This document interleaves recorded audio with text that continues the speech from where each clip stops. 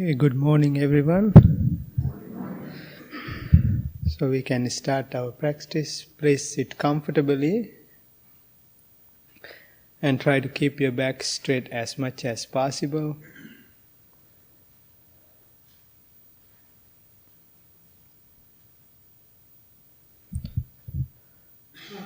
Take a couple of deep long breaths. Breathe in through your nose and breathe out through your mouth.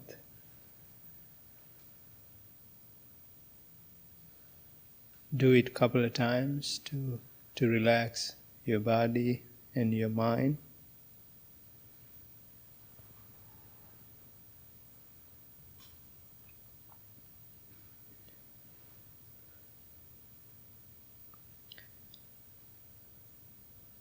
Please observe your body from top of your head to the tips of your toes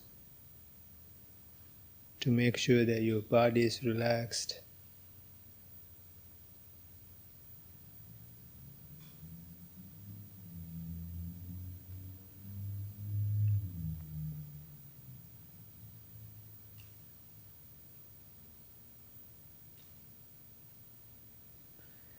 It's a beautiful morning, and you all are here to develop love and compassion within yourself and practice mindfulness even for a short time. Make sure to have the same intention throughout your practice, because intention makes practice better.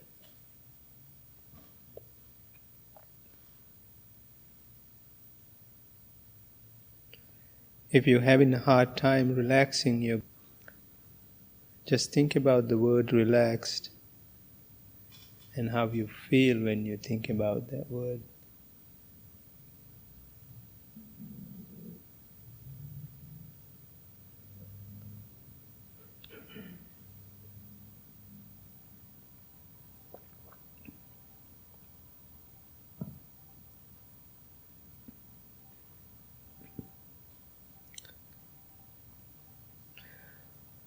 The foundation of our practice is loving kindness. Develop love and compassion within oneself and towards others.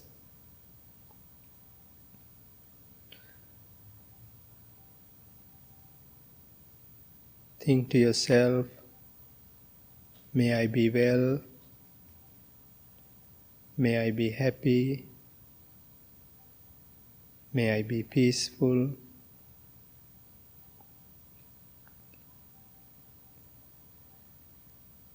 May I be well, may I be happy, may I be peaceful.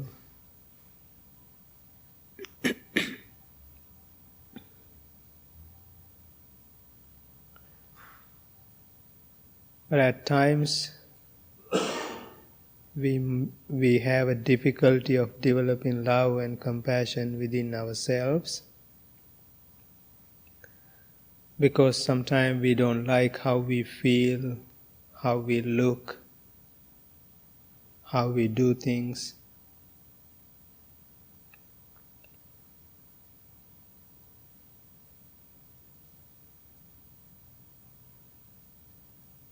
But once you accept as who you are, it's easy to develop love and compassion within yourself. Even during the practice, when you try to concentrate for a long time, you will find yourself get distracted with thoughts and feelings. And then you will realize that you are judging yourself and criticizing yourself for not being able to practice longer, paying attention longer.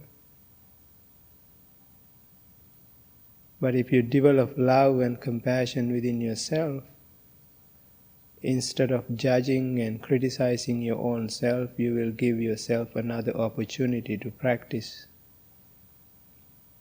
each and every time when you get distracted.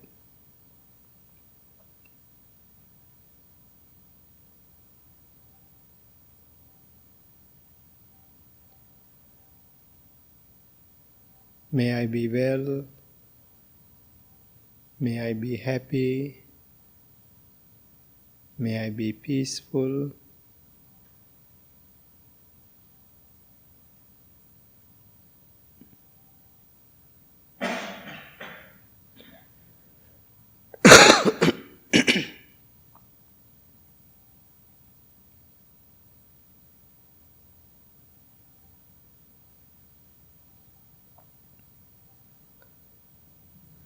Now send your loving and kind thoughts towards your family members, your loved ones, your parents, your grandparents, your husband, your wife, your partners, your children, your grandchildren. Think about them individually if you like. Send your loving and kind thoughts towards them.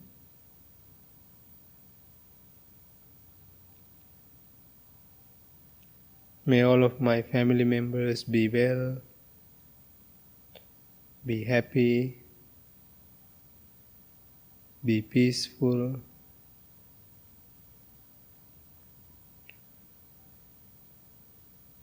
May all of my family members be well,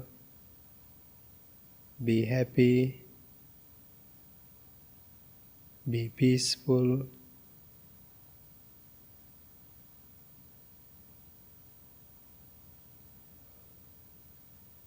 May all of my family members be well, be happy,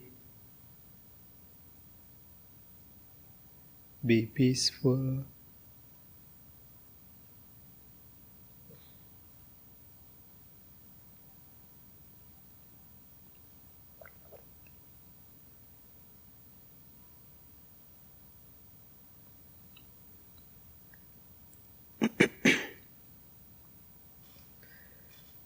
Sometimes you might have a difficult family members or friends that is hard to get along with, or had a bad experience.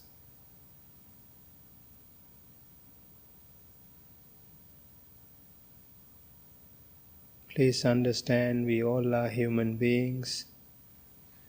We all make mistakes. Forgiveness is not for someone else. Forgiveness is for ourselves, because we can let go of those negative emotions and feelings that we have towards somebody. That will free ourselves.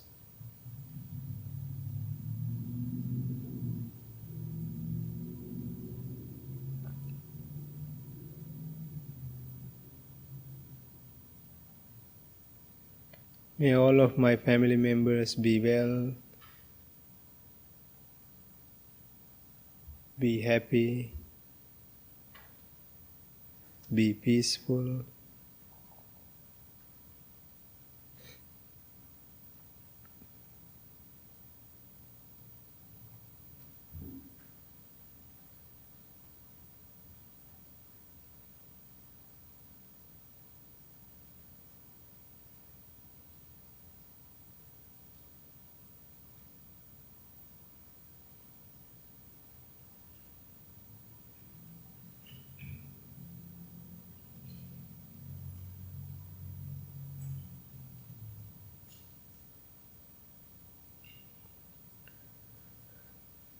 Finally, send your loving and kind thoughts towards all living beings,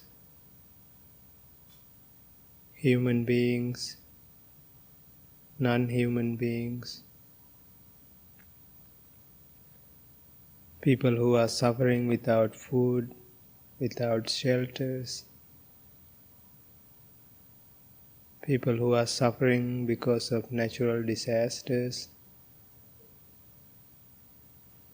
At least we can send our loving and kind thoughts towards them.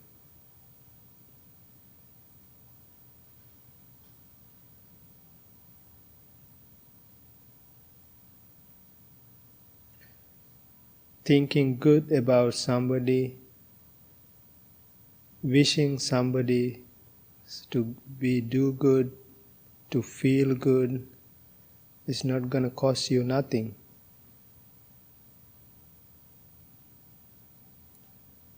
Send your loving and kind thoughts towards all living beings.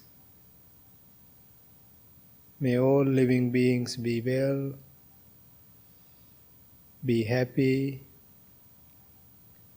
be peaceful.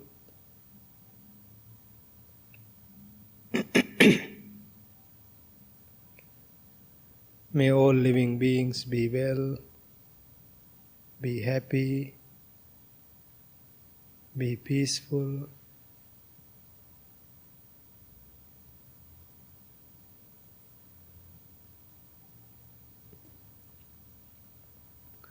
May all living beings be well, be happy,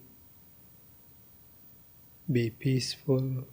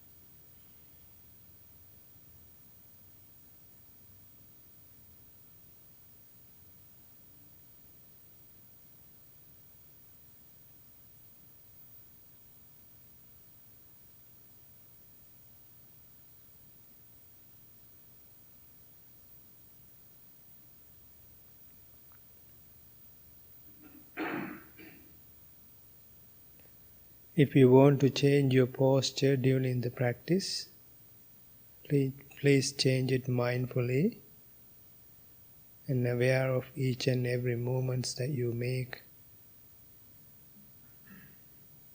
And be mindful about every moment that you make.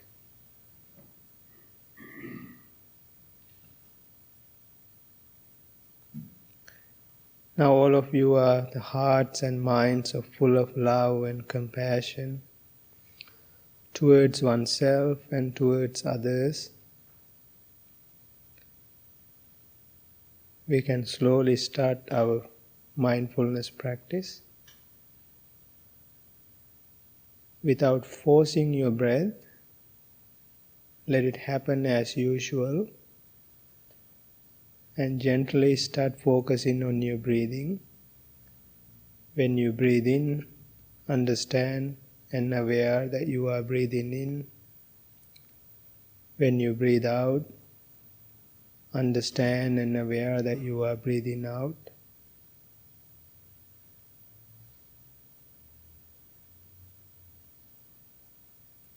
Pay attention to each and every inhale and exhale.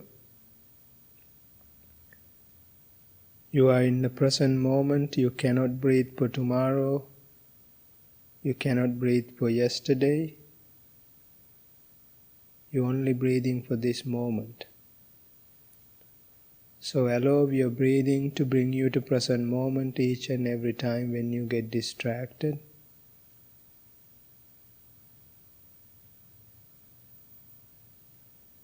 And allow your breathing to keep you concentrate.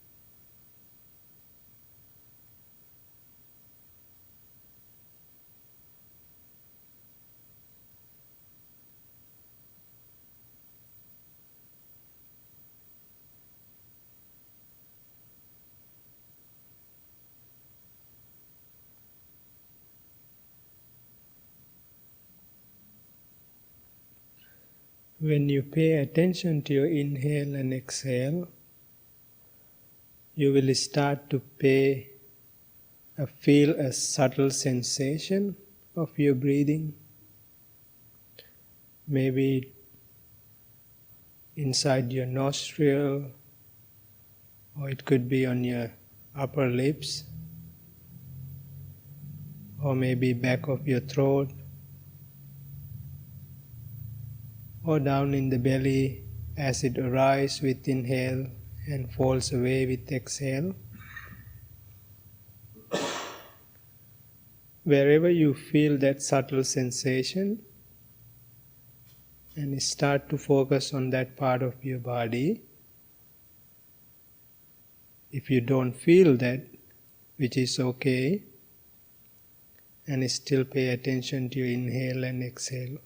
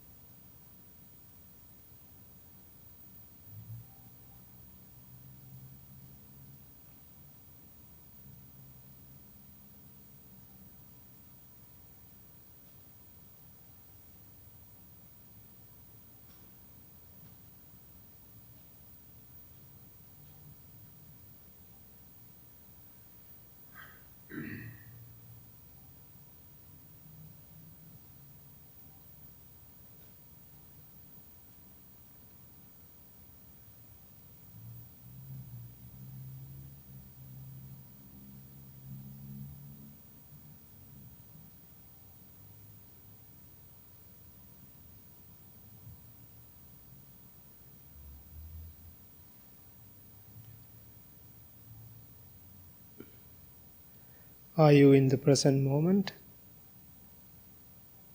Or is your mind wandering? If you have a mind, you will always have thoughts.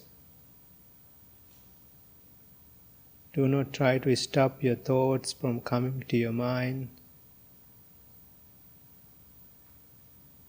Each and every time when you get distracted by a thought or thoughts, acknowledge and accept that you get distracted and bring your attention to focus on your breathing.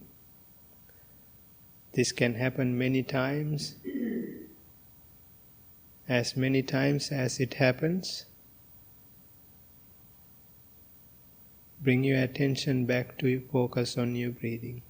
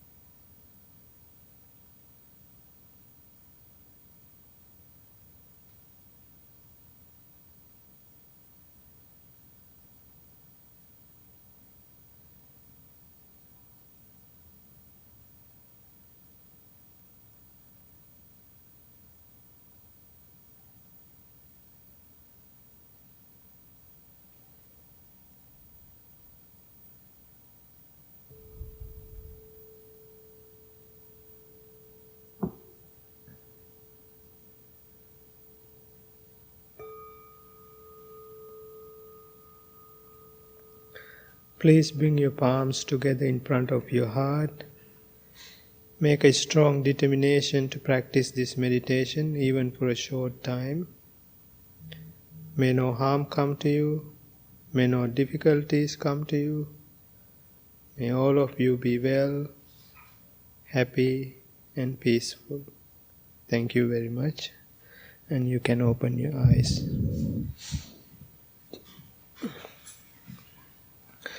Okay, let's do the chanting. Start with page 4.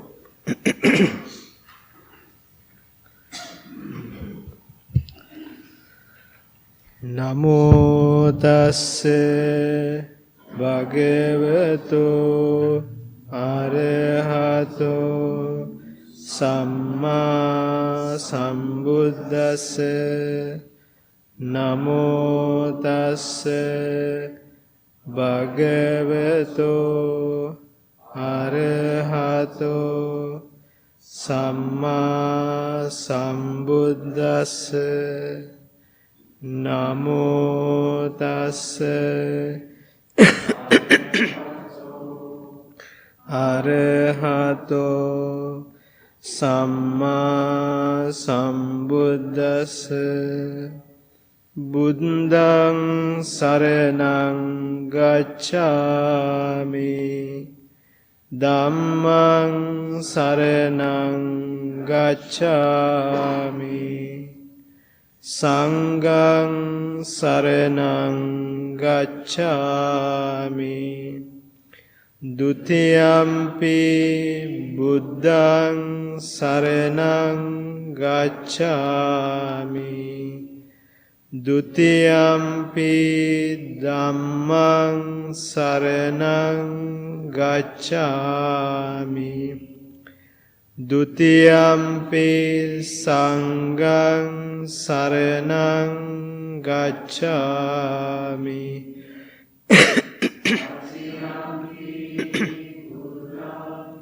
Saraṇaṃ gacchāmi.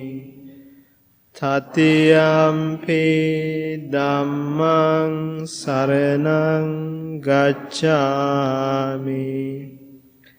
Tatiyampi sanghaṃ saraṇaṃ gacchāmi.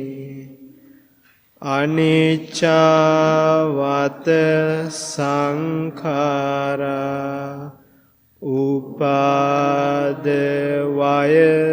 dhammino uppajjitva nirujjanti tesang upasamo sukho. Sabbe sattha avera hontu. Sabbe sattha abhyapajja hontu. Sabbe sattha aniga hontu. Sabbe sattha sukhi attanaṃ pariharantu. Mano pubbangama dhamma. Mano setta manomaya. Manasace paduttena. Bhasati va karoti va. Tatonang dukkha manveti. Chakkhaṃ vahato padam. Mano pubbangama dhamma. Mano setta manomaya. Manasace pasannena. Bhasati va karoti va. Tatonang sukhati. Chayava anapayini. Mind is the forerunner of all state. Mind is chief. If with a corrupted mind one should either speak or act, suffering follows caused by that, as does the wheel follow the axis of it. Mind is forerunner of all states. Mind is chief. Mind may innovate. If with a clear and confident mind one should either speak or act, happiness follows caused by that, as one shadow that never leaves. We believe in generosity towards others. We believe the skillful noble path is marked by generosity. We believe generosity has many levels. Think generously, speak generously, act generously. We believe generosity is the heart of our spiritual practice, and this practice allows us to become more open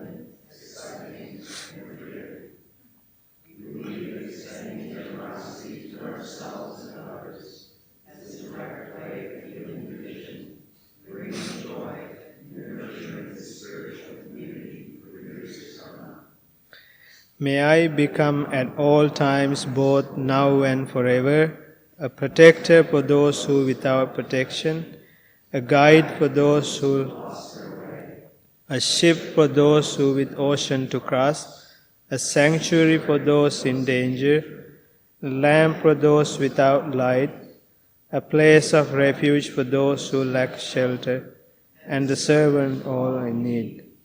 By means of these meritorial deeds, may I never join with unwise, only the wise, until the time I attain nirvana. Good morning again. Did everyone have good practice? Good. Well, let's make it even better. So Tyler is going to give you a talk. So, okay, Tyler, it's all yours. Make us enlightened.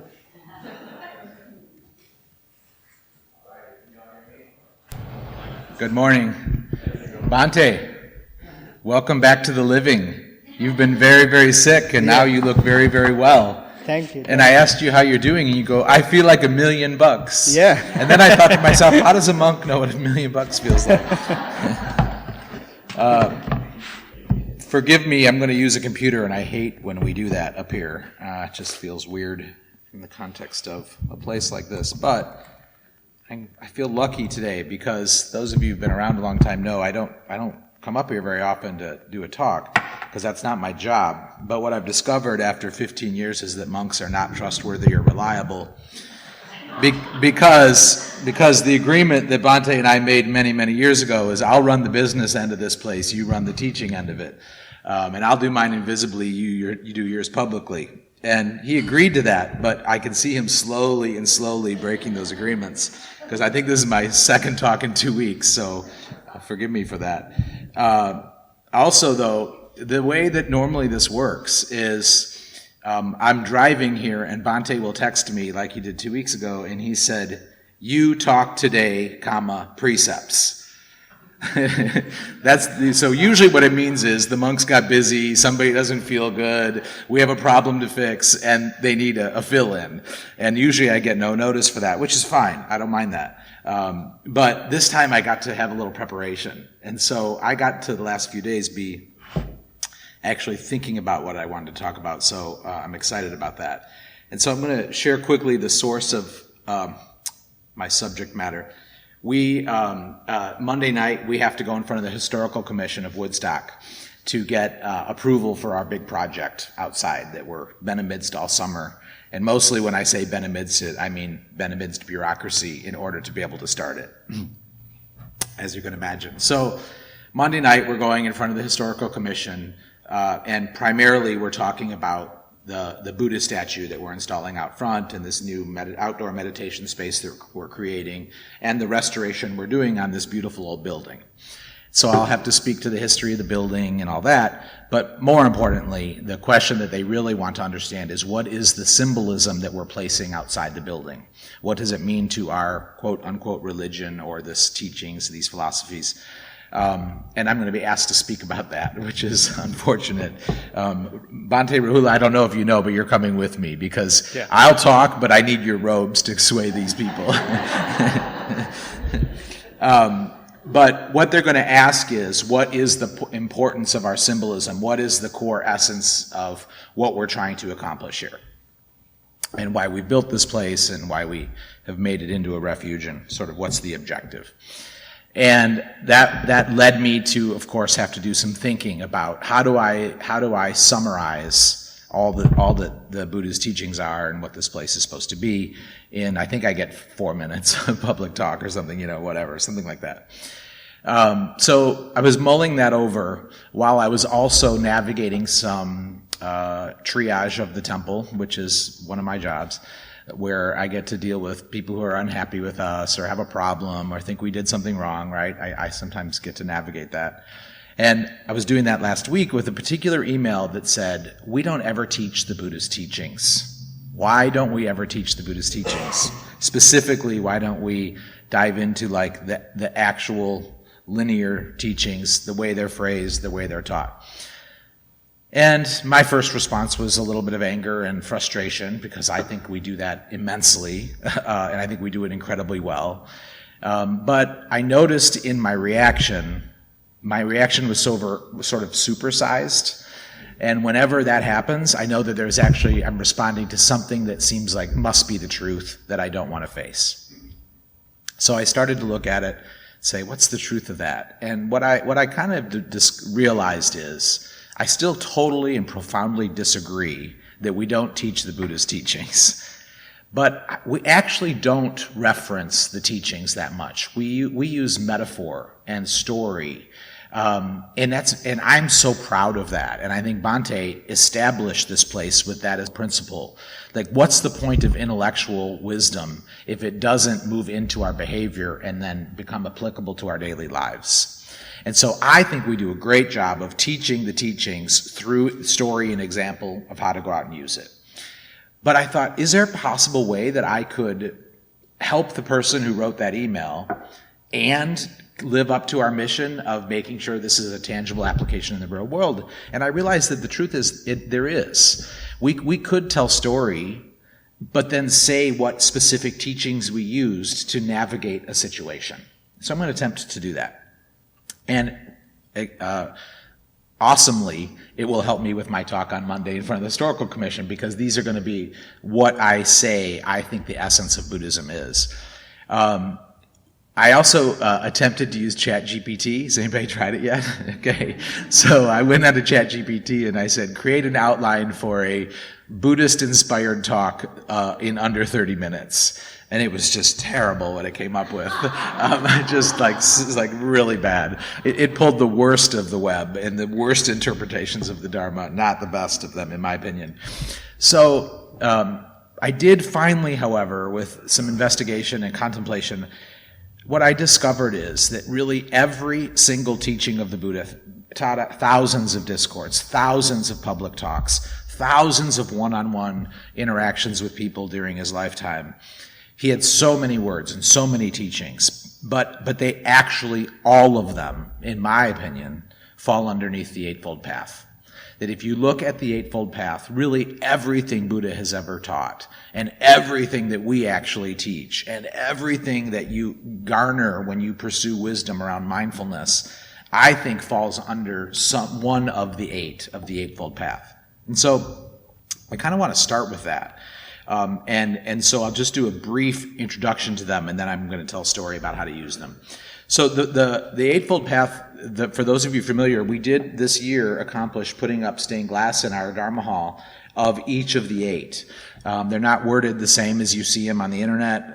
They're not necessarily worded the same as they were written in Pali or taught directly by the Buddha, but that is just semantics. And so these are also semantics. It doesn't matter how we say them, so just keep your mind open about that. But the first one is right understanding. And right understanding, and by the way, when I say the first one, I actually mean it. A lot of the Buddha's teachings are, I think maybe Buddhists in some back in the day were obsessed with lists, because everything's a list. The Four Noble Truths, the Eightfold Path, the 37 Practices, the 10 Perfections, right? But most of those are plug and play. The 37 Practices are the ones I love the most. You don't read them linearly. You don't start with one and work on it and then advance to 2 and then work on it and then advance to 3. You can start with 37 and then go to 14 and then go to 1. But the Eightfold Path, the specific teaching was take these in order. Start with 1 and go to 2 and then go to 3. But you don't stop 1 when you go to 2. You incorporate 1 into 2, then you incorporate 1 and 2 into 3. That's how I interpret the teaching. And actually, they're actually broken down. Of the 8, they're placed into 3 buckets. The first bucket, the first 3 is ethical conduct. The second bucket of the 8 is mental discipline, and the third one is wisdom. And they're in that order. So the first few are regarding ethical conduct, the second few are regarding mental discipline, and the third few are regarding wisdom.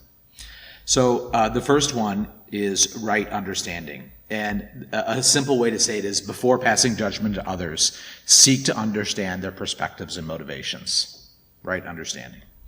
Right intention. Set clear and compassionate intentions before starting your day or any important task. Set clear and compassionate intentions before starting your day or any important task. The third one, right speech.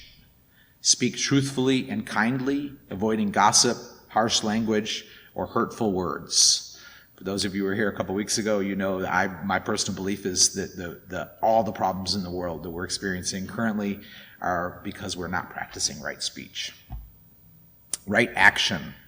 Act ethically and with integrity in all of your interactions, whether in your personal life or at work. Right action. Right livelihood. Choose a profession or job that aligns with your values and does not harm others or the environment. Strive to make a positive impact through your work and avoid unethical practices. The next one, right effort. Put effort into cultivating positive qualities like patience, generosity, compassion, and work on reducing negative habits and tendencies through mindfulness and self-discipline. Then the last one, right concentration. The second to last one is right mindfulness. Practice mindfulness meditation to stay present in the moment and become more aware of your thoughts, emotions, and body sensations. Notice I said that these are in order, and I just want to point out that right mindfulness and the word meditation is second to last. A lot of times in this building and in current, what I call like Starbucks pop culture, where wisdom is taught on the side of a tea bag, mindfulness and meditation are so buzzy right now. But they're actually the second to last practice of the Buddhist core teachings of these Noble Eightfold Path. And one way you could say it is, what's the point of mindfulness or your meditation practice if you walk out in the world and then don't behave with the benefits that you garner from that practice? So work on the other stuff first. Right concentration, develop focused attention during tasks, enhancing productivity and the quality of work. Use meditation practices to cultivate a clear and calm mind, leading to improved decision-making and problem-solving.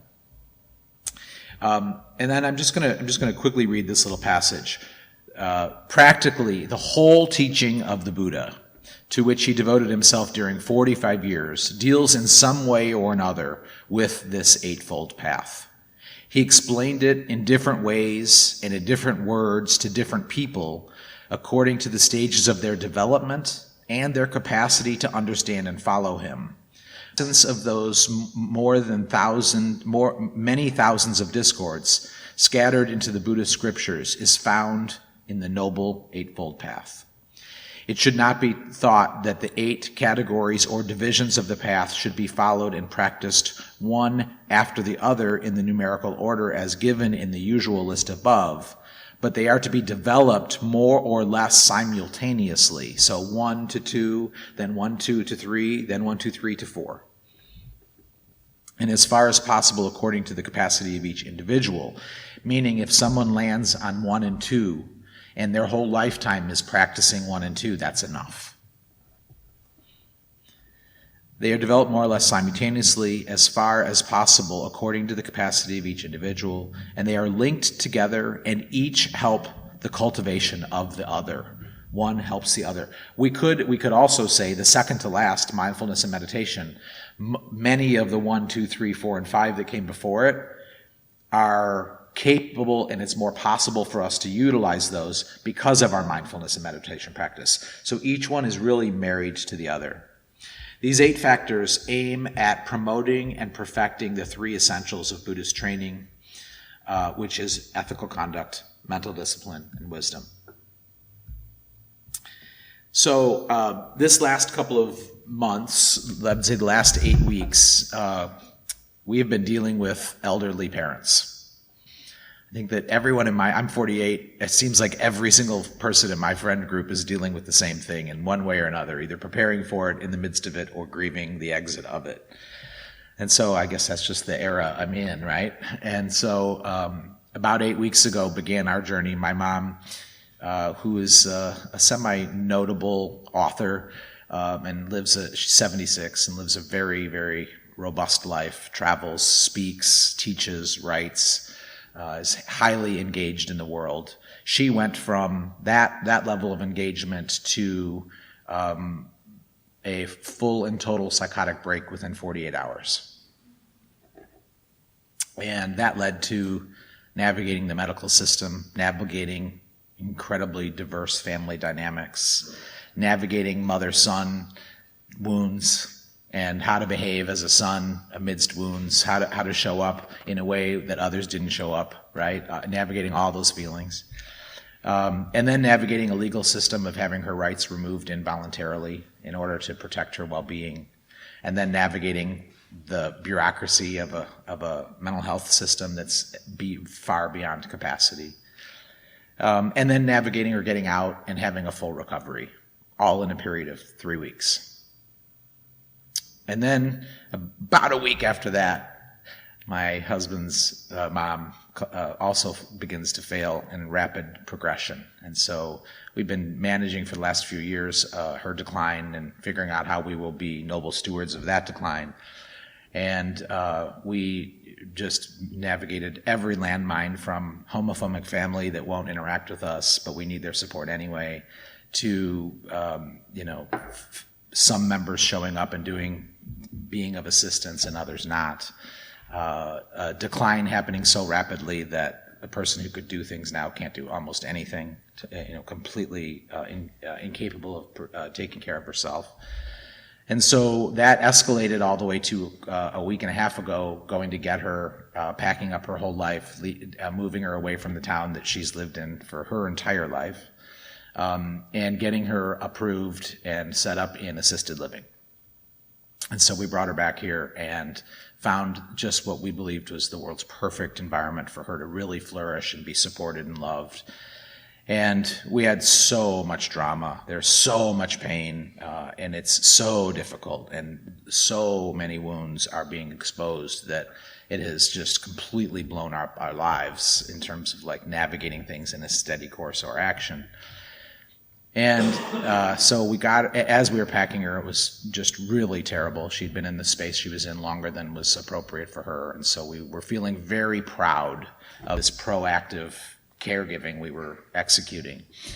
And we got her here and what she's bringing here. And we just couldn't have felt better about it. And she couldn't have felt more happy and grateful. And she's a religious person. And she was just quite literally thanking God, like on a moment-by-moment basis, that her life was about to get so improved. And then everything fell apart. Her decline discontinued, and she was no longer suitable for the assisted living. She's absolutely nowhere to live, and she's in our living room. And there is no path forward. I'm not saying this at all for sympathy. Not at all. What I'm saying is to set up the story for how we navigated that. So we did have a few blow-ups. We had a lot of tears. We definitely got into disagreements around how to navigate, but things are really steady and peaceful right now. And we really, really are doing just fine. And I was reflecting for the last couple of days while thinking about this talk, and then rediscovering the actual Eightfold Path for myself, and looking back and saying, okay, how did we just navigate all of this so well? Because when we tell the story to our friends, they're like, oh my God, I'm so sorry, this is so painful, blah, blah, blah. That's not untrue, but we're also totally okay.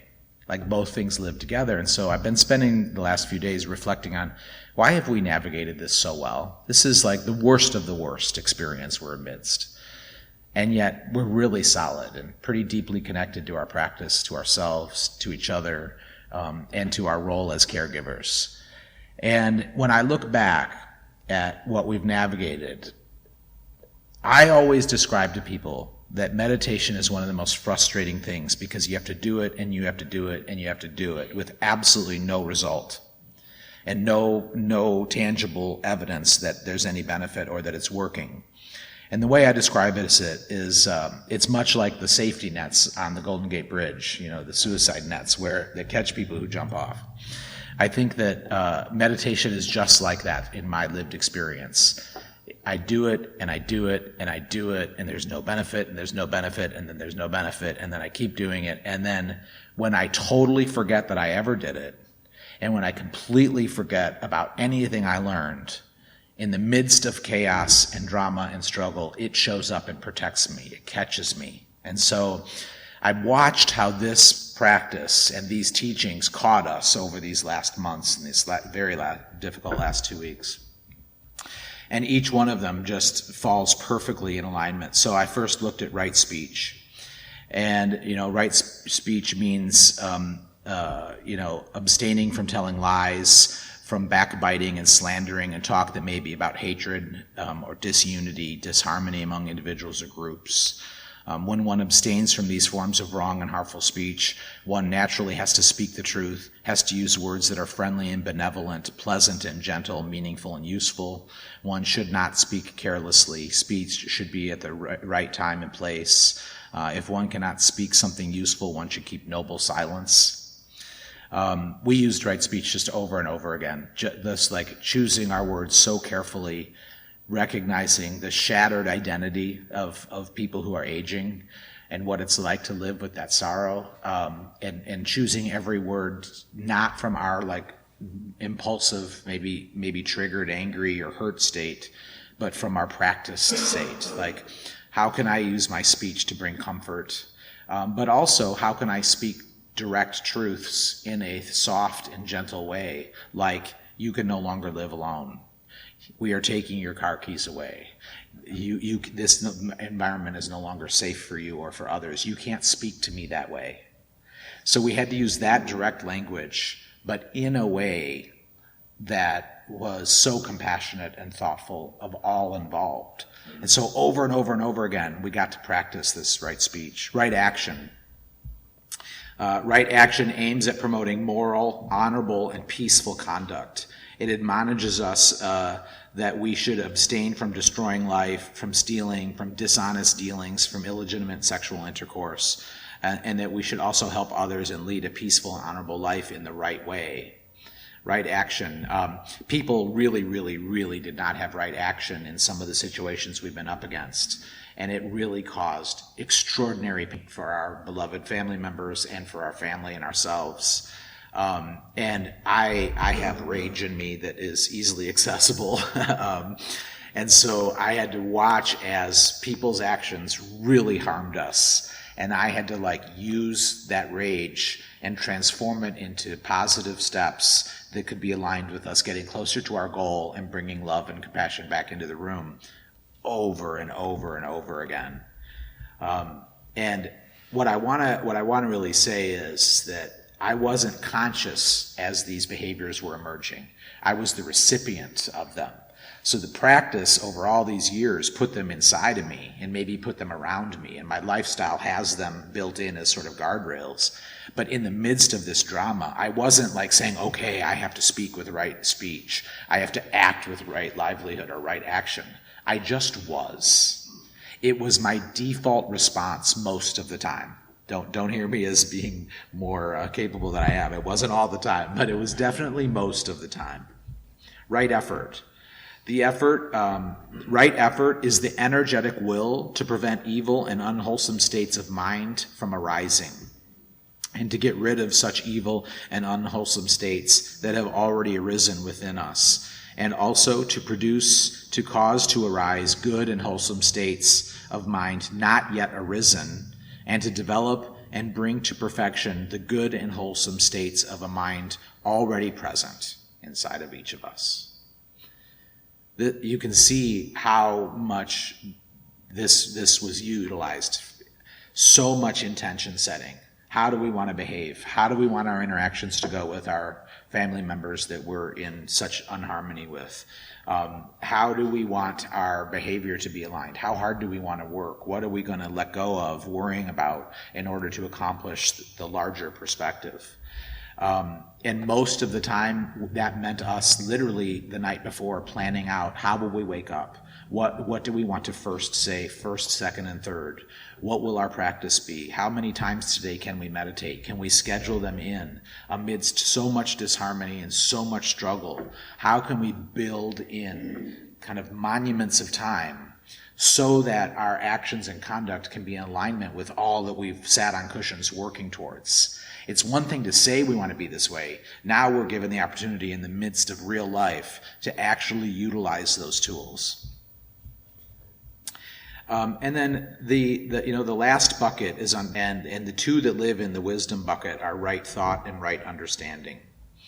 And right thought denotes the thoughts of selfless renunciation or detachment, thoughts of love and thoughts of nonviolence, which are extended to all beings. It is very interesting and important to note here that thoughts of selfless detachment, love, and nonviolence are grouped on the side of wisdom. This clearly shows that true wisdom is endowed with these noble qualities, and that all thoughts of selfish desire, ill will, hatred, and violence are the result of a lack of wisdom in all spheres of life, whether individual, social, or political. So right thought is what I landed on this morning. These circumstances with our aging parents are going to very, very significantly derail the next course of our life. Total change of plans, complete scene change, complete financial change, the canceling of long-intended next steps. And there's a couple ways I can choose to look at that. One way that I have looked at it is I've lived a really purposeful life, done the work, worked really, really hard for what I have, and the result of other people's inaction and irresponsibility is now going to fall at my doorstep, and all I did is now going to have to be utilized to help people who didn't. That's one way to look at it. And believe me, I have believed that as the truth for moments. But the other way to look at it is that I sincerely believe we have to give it all away. I sincerely believe in our generosity mantra that we all speak here every day in the middle of our practice, right? And so if we're here and called to be of service and to be in generosity, what an extraordinary experience that I'm being given such a purposeful and clear way to be compassionate and generous and not attached, and to surrender to whatever comes next, and to not practice, not to be clung to what I wanted, but instead be open to what's revealing itself as the next way. Those are each choices. I can justify either viewpoint, but you can easily know which viewpoint brings me more peace and causes greater goodness out in my daily actions and in our family, right? It's just so easy. And so I tell that story to say what we're doing in here, we are directly teaching, sharing, and following the absolute and direct teachings of Buddhist history and wisdom. We just often talk about it metaphorically in the form of story, but you can see in my own little journey here over the last couple of weeks and months, you can see how every single principle built into my response and my actions. And that's really the point of us being here. And so we have a lot of resources for that. Our Dharma talks, mostly run by the monastics, are really extraordinary in their ability to take our teachings and to say, this is how you use them in the real world. But, Todd reminded me the other night when we were talking that we also have like a really great book study where we're studying the actual teachings, right? We have a full library downstairs that's available for free to anybody who wants it of the authentic, actual, verbatim translations and teachings. And I tend to shy away from those. I find them pretty hard to make applicable in our real life. But we're so fortunate now that there's so many books, our bookstore's full of them, where people have taken those teachings and then share with you, like I just did, how to directly apply them in your real life. And so in some ways, I want to end by just saying, I think that this is the next level of our work together. That those of you who are new, we're so glad you're here in this format. But those of us who've been around a while, I think it's time for us to really start to connect the dots between our practice and our actions out in the world. And I think there are a lot of roadmaps. They come in the form of people who come here and share their story and how they do it. And they come in the form of study, our book groups, our talks, and they come in the form of really studying the actual wisdom in the books and manuscripts and suttas that have been left for us. So I just want to invite everybody to embrace that. While we're finishing up, I'll do the announcements since I already got the microphone. First of all, Mr. Monk, would you tell us about the extraordinary event happening Sunday night, and then I'll add to it because you'll be too humble? Yes. If you haven't registered yet, tomorrow at 6:30 we have the Metta Sound Healing and Meditation. That's my first event here, and I'm mindfully excited. Yes, yes. So it's only few places left. So if you haven't registered yet, so please register, and I'm looking forward to see you all. Yeah, good. So Bhante has been working so hard. He's been saving money for so long. He has been interviewing people, and he found the right people, and he flew out of the country to practice singing bowls and to find the right bowls. He's been buying them and bringing them home so safely. He's even going to change his car so he has the perfect car to hold his singing bowls. And he's doing all this because he wants to be his gift to us and to the world. And we all know that 6% of the words we use help people, and the rest of it is all how we feel and body language and sound and our environment and the set and the setting. And so he's really been so deeply practicing and committed to bringing us this sound healing experience. And so tomorrow night's the inaugural, and he's really was hoping it was small, and so we're doing everything in our possibility to make it huge. We all do better when there's pressure, so come on, people, sign up. I think we got a couple of spots left. There's QR codes on the bulletin board over there. Please come to that. The October 28th is our precept ceremony. This is going to be from 10 to 11. There are lots of classes. I talked about precepts with Bhante a couple weeks ago as a class. We have ongoing Zoom classes about some of the thinking and preparation if you would like to be to consider taking the precepts, or more certainly welcome to watch them. Check that out and get on to some of those classes if you're interested, or at the very least come to our precept ceremony October 28th. Assuming that my Historical Society meeting goes well tomorrow night, we will have our project done by the 28th as well, and be unveiling the new Buddha statue and our staircase and our new outdoor meditation space. It's starting to feel like that's would require a miracle than a reality, but we'll see if miracles exist in this particular area, but we're really trying. And then last but not least, Compassion and Action Committees will be collecting men and women's clothing for Warp Corp's homeless outreach program during all meditations between September 4th and September 23rd, so that'd be this one. A bin will be in the social hall. Warp is requesting men and women's clothing, no socks, in sizes medium, large, and extra large, sweatpants, t-shirts, leggings, jeans, all that kind of stuff. And also we're collecting food donations weekly for the Woodstock Food Pantry. Collection bins can be found in the shoe room at the temple. Don't forget our farmers market. Most of us are over there right now cooking and selling food. We'd love for you to walk over and have some food. We're almost at the end of the farmers market season, so get it fast while it's still here. Thanks, everybody. Have a good day.